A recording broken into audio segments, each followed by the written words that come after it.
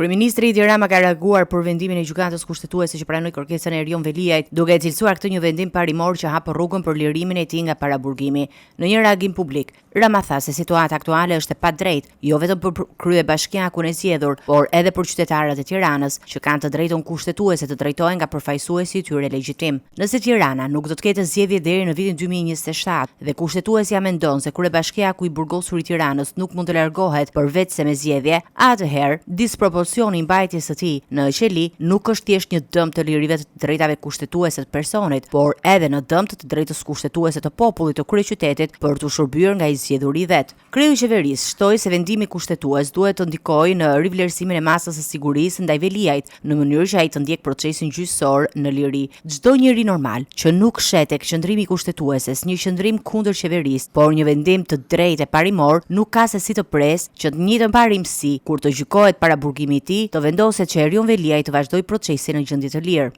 Sipas kryeministrit, vendimi i gjykatës kushtetuese është një provë e qartë se drejtësia në vend është e pavarur dhe se politika ka hequr dorë nga ndikimi në sistemin gjyqësor. Ai e cilësoi këtë një moment të rëndësishëm për forcimin e ndarjes së pushteteve dhe për besimin e publikut te drejtësia.